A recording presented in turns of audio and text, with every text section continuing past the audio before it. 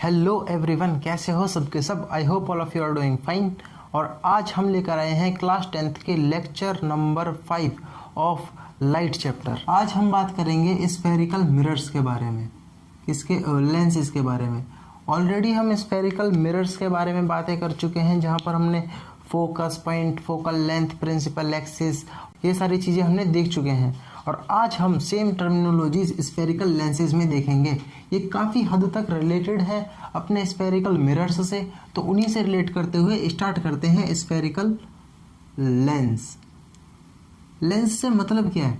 Lens basically कुछ भी नहीं है, वो ऑब्जेक्ट या वो ग्लास के टुकड़ा या हिस्सा कह लो, पार्ट कह लो, जो रेज को नॉर्मल वे में गुजरने ना दे। मतलब अगर रेज पैरेलल आ रही हैं तो इनको छेड़छाड़ के कुछ ऐसा कर दे या फिर कुछ ऐसा कर दे, कुछ ना कुछ उनके साथ कर दे, उसको बोलते हैं हम लेंस। अब ये किसी भी तरह का हो सकता है।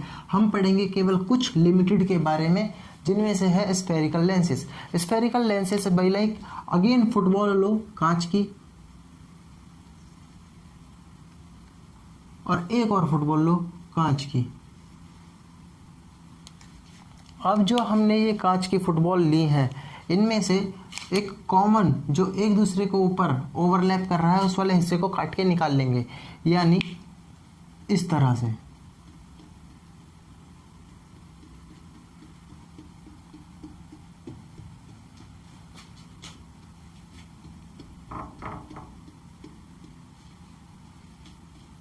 ठीक है, अब ये वाला हमारा कॉमन इंटरसेक्शन वाला पार्ट हो गया।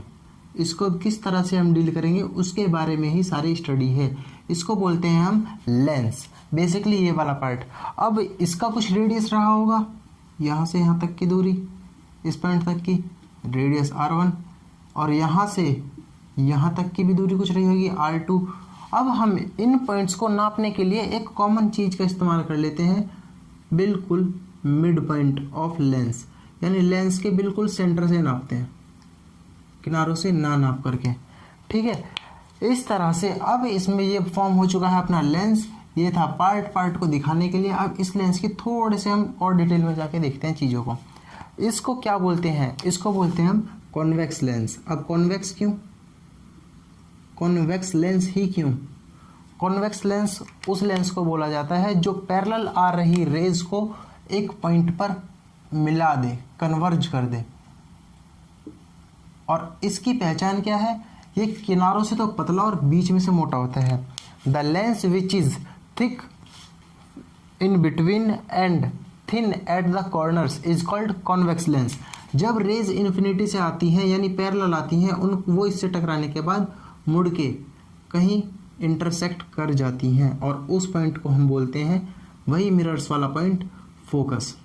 अब इसमें दो फोकस, दो रेडियस, दो फोकल लेंथ, सारी चीज़ें दो दो होती हैं। क्यों? अब मान लो रे इधर से भी तो डल सकती हैं, इधर से आने के बाद कहीं इस वाले फोकस पे कट रही होती हैं। ठीक है, अब एक चुल अगर तुम्हारे दिमाग में उठी हो तो बहुत अच्छी बात है, और ना उठी हो तो कोई बात नहीं, नॉर्मल है, क्योंकि ये चीज़ हम अपनी ज़िंदगी में पहली बार पढ़ रहे हैं, तो कुछ एक्सपेक्टेशन लगानी बेटर नहीं होगी। वो ये हो सकती है, मान लो ये वाला जो R2 है और ये वाला जो R1 है, ये अलग अलग भी तो हो सकते हैं। मान लो एक ऐसा और एक बहुत बड़ा हो, वो केवल ऐसे ही हो जाएगा। ऐसे भी लेंसेज होते हैं, इनके बारे में हम अगले चैप्टर यानी द ह्यूमन आई में और अच्छे से देख रहे होंगे। इनका यूज़ भी होता है। इनफैक्ट हमारे आइज़ में कुछ बीमारियां हो जाती हैं, उनको एक्यूरेट करने के लिए, यानी उनकी जो बीमारी है, डिफेक्ट को दूर करने के लिए इन लेंसेज का यूज़ होता है। उसके बारे में भी देखेंगे आगे, लेकिन अभी केवल हम कॉन्वेक्स और कॉन्केव के बारे में पढ़ते हैं। अगेन ये उसी तरह से डिवाइडेड हैं दो पार्ट्स में, जिस तरह से मिरर डिवाइडेड थे, कॉन्वेक्स एंड कॉन्केव। कॉन्केव कौन से होते हैं? वो वाले लेंस जो किनारों से तो मोटे हों लेकिन बीच में से पतले, इनको बोलते हैं हम कॉन्वेक्स लेंस, कॉन्केव लेंस। और जो लेंस बीच में से मोटा और किनारों पे से पतला हो, उसको बोलते हैं हम कॉन्वेक्स लेंस।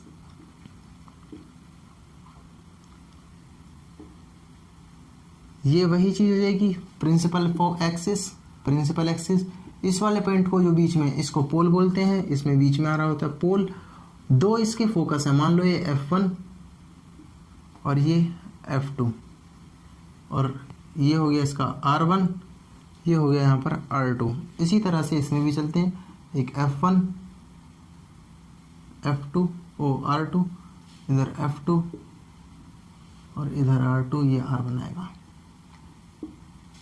इसी तरह से इसमें नाम मतलब ये जो नॉमेनक्लेचर हुआ है बिल्कुल उसी बेसिस पर हुआ है, क्योंकि दो फोकस है, दोनों तरफ के कुछ ना कुछ भाई पार्ट होंगे ना, ये दोनों स्फीयर का पार्ट है, ये वाला भी और ये वाला भी। उसी तरह से ये वाला भी कुछ पार्ट रहा होगा और ये वाला भी। हमने बचपन में एक कारनामा जरूर किया होगा, जो लेंस को लेकर हाथ पे टेक कर और बिंदी बनाते हैं, और वो हॉट फोकस, वो हमारा जहाँ पर सारी पैरेलल से आ रही सूरज से रेज, आने वाली रेज जो पैरेलल होती हैं प्रिंसिपल एक्सिस के, टकराने के बाद एक पॉइंट पर मिलती है और उस पॉइंट को हम फोकस बनाते हैं अपनी स्किन वगैरह पर, और वहाँ पर धीरे धीरे जलना स्टार्ट हो जाता है। स्किन पर, ये पेपर पर बनाया होगा, पेपर जलाए होंगे मैग्नीफाइंग ग्लास की हेल्प से। तो जो इन्फिनिटी से आने वाली रे को इंटरसेक्ट करा के एक पॉइंट पर मिला दे, मतलब दिख रहा हो हमें कि ये देखो ये पॉइंट पर मिल रहा है, यहाँ पर गर्मी ज़्यादा हो रही है, उसको बोलते हैं हम कॉन्वेक्स लेंस, क्योंकि इसमें रियलिटी में इन्फिनिटी से आ रही रेज एक दूसरे से मिलती हैं।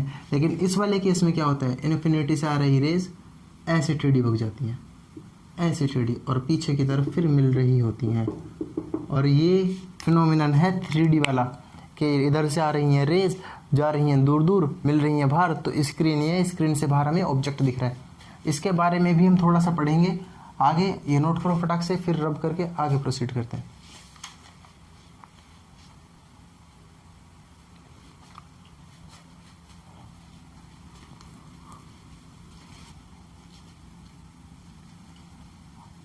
अभी हम पिछले लेक्चर में हम रिफ्रैक्शन के बारे में पढ़ के आए थे। रिफ्रैक्शन क्या होता है, बेसिकली वही कि बेंडिंग ऑफ लाइट, जब लाइट एक मीडियम से दूसरे मीडियम में ट्रैवल करती है तो लाइट बेंड होती है। फिर हमने स्नेल्स लॉ पढ़ा था कि sine of incidence upon sine of r is always constant for a medium, for a pair of medium, यानी कांस्टेंट, इसको बोलते हैं Snell's law. Snell's law.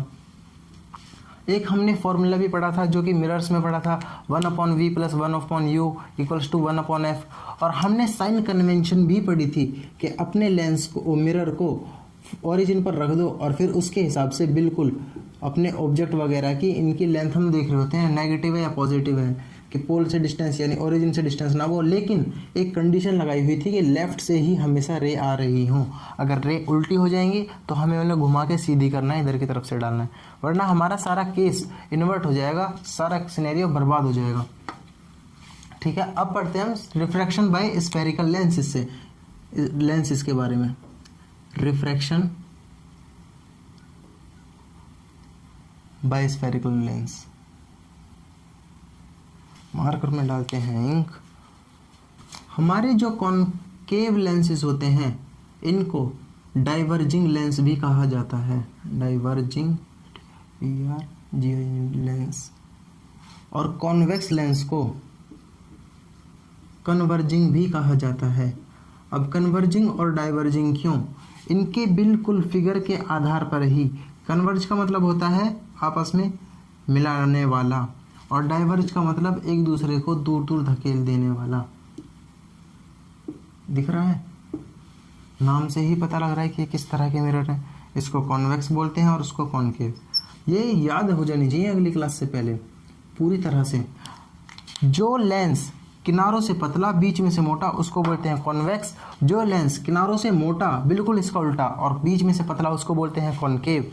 Note करो ये, और फिर आगे बढ़ते हैं, रिफ्रैक्शन के बारे में पढ़ते हैं और इसकी इमेज फॉर्मेशन के बारे में पढ़ते हैं। अब हम इसका रिफ्रैक्शन थोड़ा सा देख लेते हैं। थोड़ा सा एक बड़ा सा लेंस बनाता हूँ और उस पर देखते हैं हम इसका रिफ्रैक्शन। एक एक करके दोनों के बारे में देखेंगे। क्यों लाइट इससे दूर मुड़ती है, ये हमने किस बेस पर कह दिया कि इससे लाइट दूर मुड़ रही है। मान लो ये इसका हुआ क्या, सेंटर C1 इस वाले पार्ट का, और इस वाले पार्ट का कहीं इधर की तरफ C2। इधर से आई इन्फिनिटी से रे। अब रे आने के बाद रिफ्रैक्शन क्या बोलते हैं भाई, ये एयर है, ये ग्लास है, ग्लास कंपेरेटिवली डेंसर होता है 1.52। यहाँ से फिर इस पर डालते हैं हम नॉर्मल, नॉर्मल कहाँ से डलता है, हमेशा सेंटर से पास होके। और ये वाली रे जब रेयर से डेंसर में जाती है तो पता है किधर की तरफ बेंड होती है, टुवार्ड्स नॉर्मल, यानी नॉर्मल की तरफ बेंड हो गई। और जब यहाँ जाएगी तो यहाँ अगेन जब ये इससे जाएगी डेंसर टू रेयर तो थोड़ी बेंड होगी अवे फ्रॉम नॉर्मल, लेकिन थोड़ी कम रेशियो से। और जब ये लेंस बहुत पतला होता है तो हमें पता भी नहीं चलता कि कहाँ पर बेंड होगी, हम ऐसी ही दिखती है। और हम अपनी फिजिक्स में जितने भी हम पढ़ेंगे उसमें सारे के सारे पतले के यानी थिन लेंसेज को ही देखा जाएगा। इसलिए रे आती है यहाँ पर, जब हम नॉर्मल डालते हैं फिर नॉर्मल कुछ ऐसा है, ये नॉर्मल की तरफ बेंड होती है और बाहर जाते हुए हमें दिख रही होती है। इस तरह से इसका रे डायग्राम बनता है। इसीलिए बोलते हैं कॉनकेव मिरर को डाइवर्जिंग लेंस, कॉनकेव लेंस को डाइवर्जिंग लेंस। क्यों बोलते हैं कॉनकेव लेंस को डाइवर्जिंग लेंस, क्योंकि ये डाइवर्ज करता है। डाइवर्ज कैसे करता है, हम थ्योरी को क्यों मान लें, इसका फिर हमने प्रैक्टिकल प्रूफ देखा कि उस पॉइंट पर जब हम नॉर्मल डालते हैं लाइट रेयर से डेंसर मीडियम में जाते वक्त नॉर्मल की तरफ बेंड होती है, नॉर्मल की तरफ बेंड होते हुए वो सीधे की तरफ निकल जाती है क्योंकि वो बेंड हुई है। चूंकि लेंस बहुत पतला है इसलिए हमें पता ही नहीं चलेगा कि यहाँ पर 2 बार रिफ्लेक्शन होगा। और हालांकि थोड़ी बहुत इधर से रखेगी फिर थोड़ा ऐसे फैलेगी, लेकिन ओवरऑल ये इधर मुड़ी फिर इधर मुड़ती है हल्की सी, फिर भी ऐसे ही जा रही है, यानी हमेशा डाइवर्ज होते हुए जा रही है। ऐसे ही नीचे वाले सिनेरियो में भी होगा। ये हमने देखा कॉनकेव के बारे में कि कॉनकेव किस तरह से प्रैक्टिकली काम करता है। अब हम देखते हैं convex mirror, convex lens. Convex lens किस तरह से डाइवर्ज कन्वर्ज करने का काम करता है उसके बारे में और देखते हैं। मान लिया ये हुआ अपना कॉन्वेक्स लेंस, ये किसी का पार्ट रहा होगा, किसी स्फीयर का।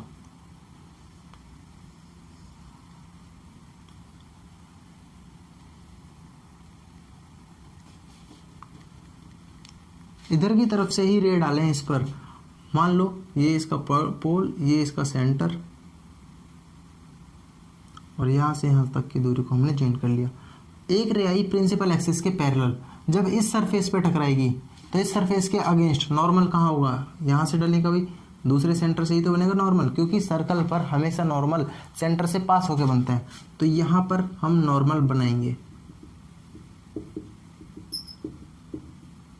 जब यहाँ पर नॉर्मल बनेगा, लाइट आ रही है अपने एयर से ग्लास में, तो किधर की तरफ बेंड होगी, टुवार्ड्स नॉर्मल, यानी नॉर्मल किधर है अपना, ऐसे जा रहा है, रे को ऐसे जाना था सीधे, पर वो नॉर्मल की तरफ बेंड हो जाएगी और इसी तरह से हमें दिख रही होती है।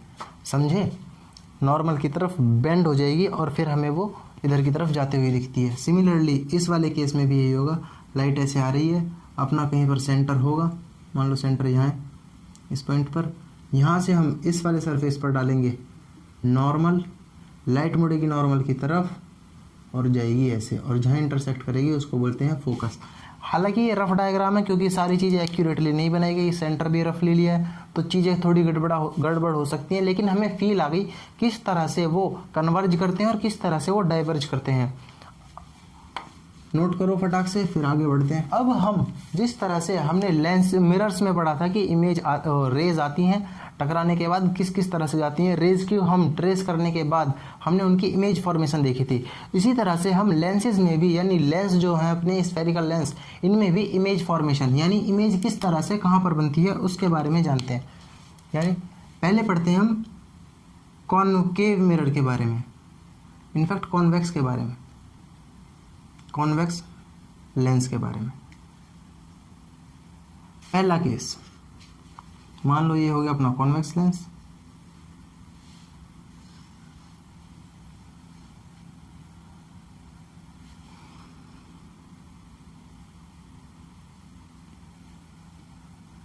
Principal axis, object at infinity, object कहां पर रखा है, एट इन्फिनिटी, तो इमेज कहां बनेगी, कहाँ पर बने जानते हैं उसके बारे में। इन्फिनिटी से इमेज की रे ऑब्जेक्ट से टकरा के रे हमेशा पैरेलल आएंगी, इसके बारे में जाना था। टकराने के बाद ये फोकस से होकर निकलती हैं, ये है इसका फोकस पॉइंट F1 मान लो, R1 C1, centre 1 C2 F2। टकरा के आने के बाद इन्फिनिटी से रे हमेशा फोकस से निकलेंगी, तो जब ऑब्जेक्ट इन्फिनिटी पे था तो इमेज एट बनी फोकस, और फोकस में भी मेंशन करेंगे कौन सा फोकस, एट F1। इमेज का साइज क्या था,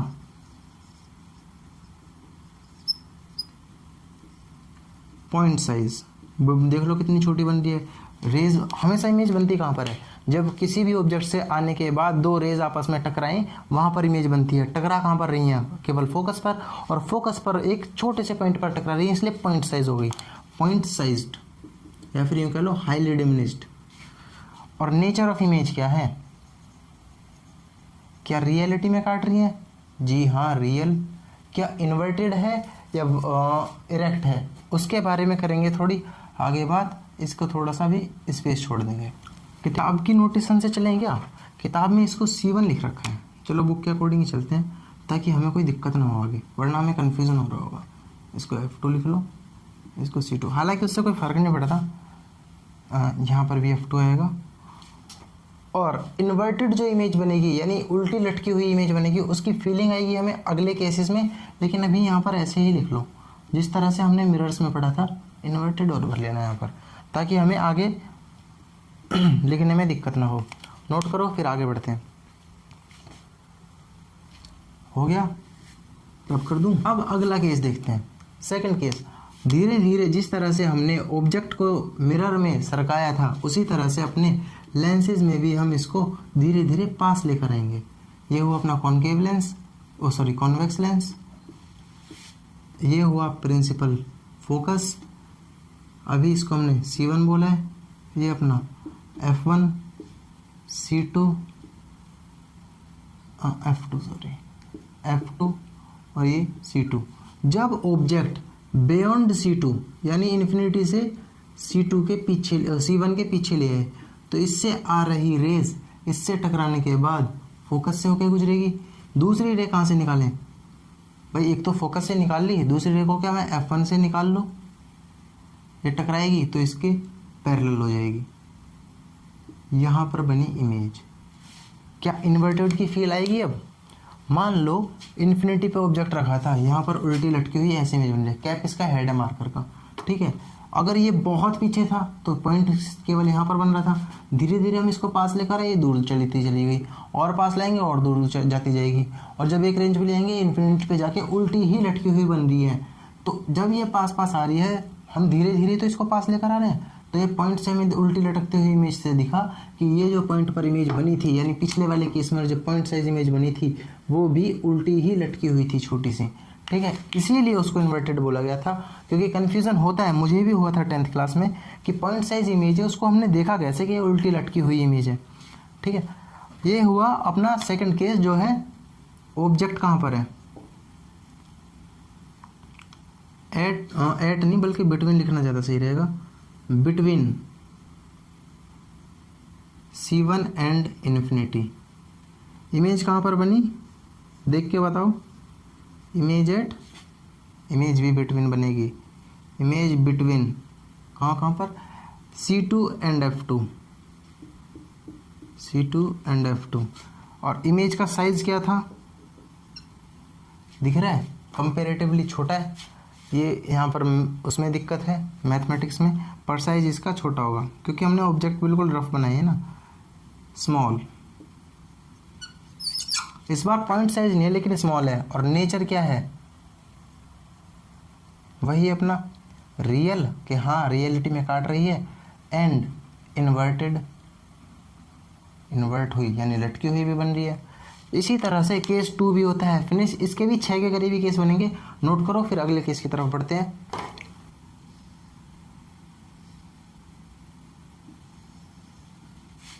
ये जो इस सेंटर के बीच का पॉइंट होता है इसे बोलते हैं O, और O का मतलब ऑप्टिकल सेंटर।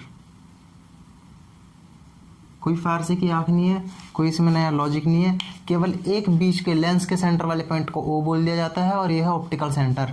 और एक लॉ ऑफ वैलिड होता है इस पे कि ऑप्टिकल सेंटर पे पड़ने वाली रे बगैर बेंड हुए सीधी निकल जाएगी, केवल इतना ही और इसके सिवा कुछ नहीं। नोट करो और फिर केस नंबर 3 की तरफ बढ़ते हैं।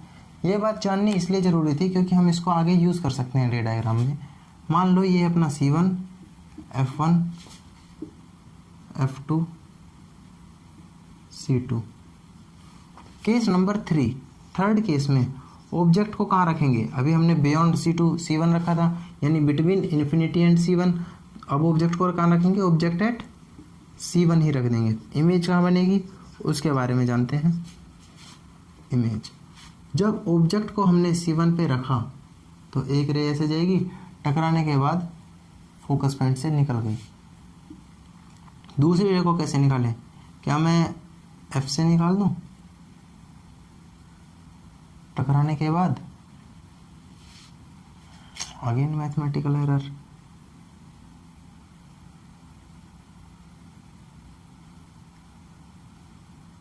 आएगी, टकराएगी,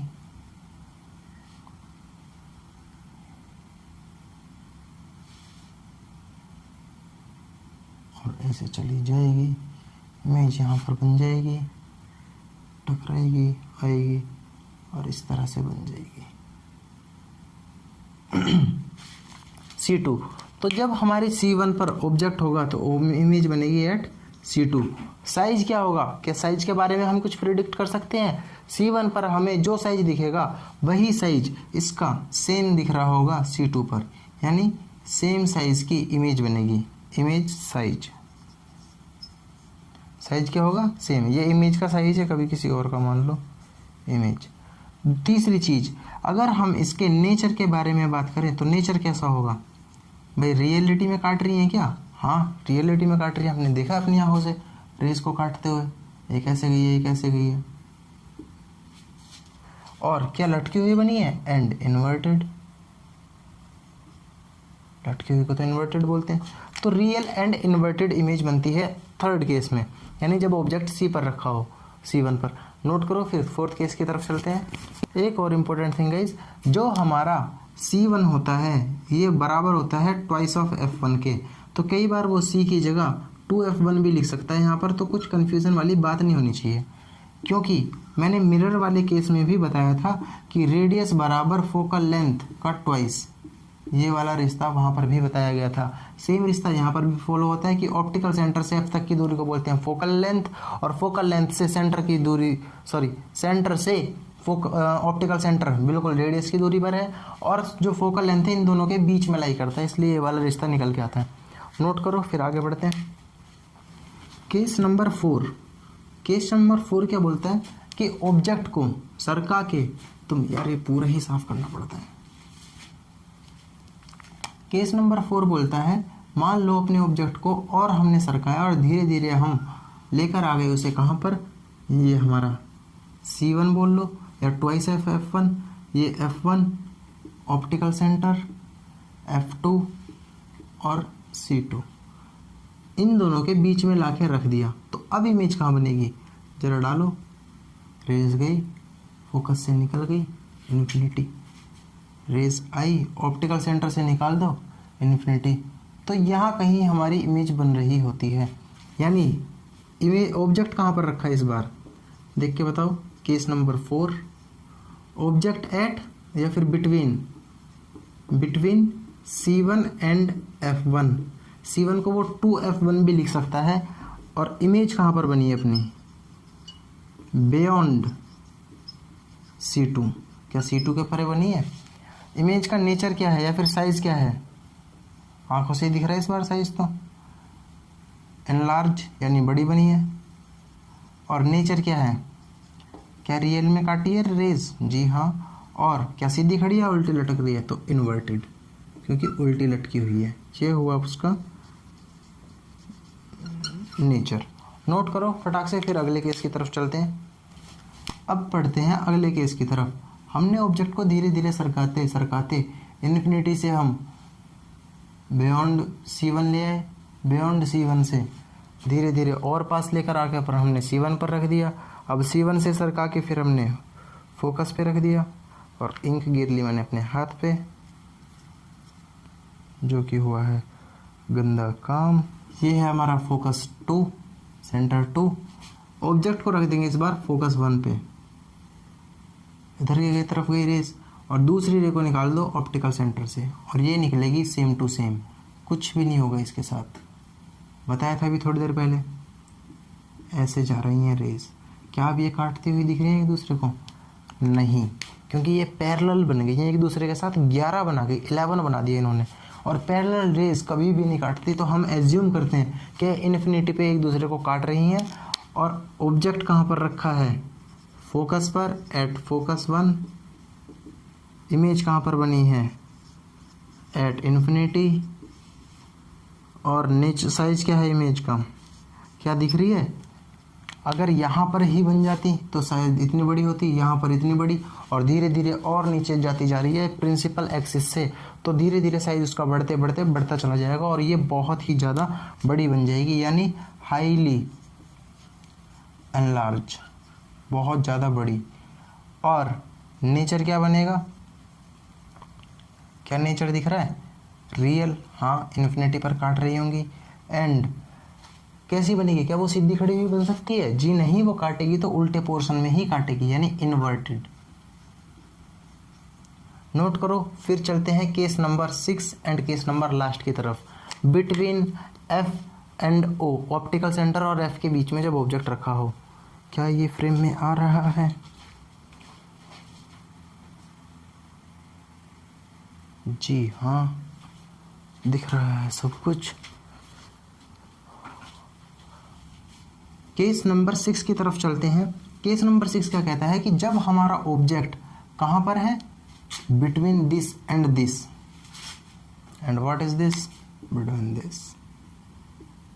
एफ और ओ के बीच में रखा हुआ ऑब्जेक्ट, इसकी इमेज कहाँ बनेगी? क्या एक ऑप्टिकल सेंटर से मैं लाइन निकालूं? क्या ये दूर जाती हुई दिख रही हैं? एक अंधे को भी दिख जाएंगी यार।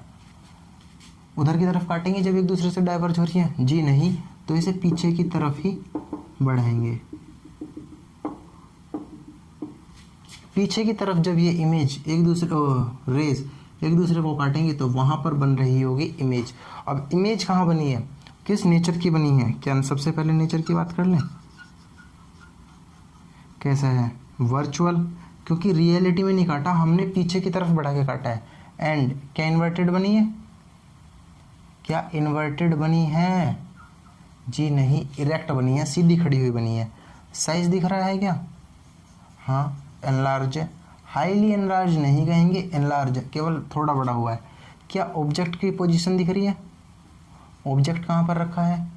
बिटवीन ऑप्टिकल सेंटर, ध्यान देना, ऑप्टिकल सेंटर यानी ओ एंड F1। और इमेज कहाँ बनी है? इमेज की पोजीशन को प्रिडिक्ट करो। इमेज की पोजीशन को प्रिडिक्ट करो। कहाँ पर बनी है? ऑन द सेम साइड, ये सही से वर्ड है, on the same side of object, side of lens where the object is placed.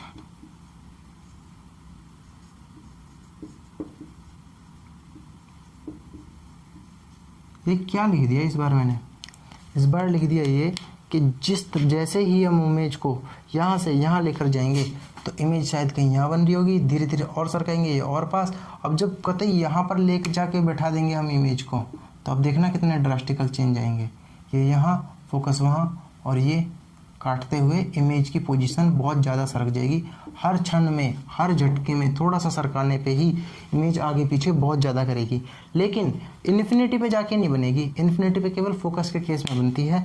और इसी तरह से होता है हमारा केस नंबर 6 भी समाप्त। और आज की वीडियो में केवल इतना ही रखते हैं।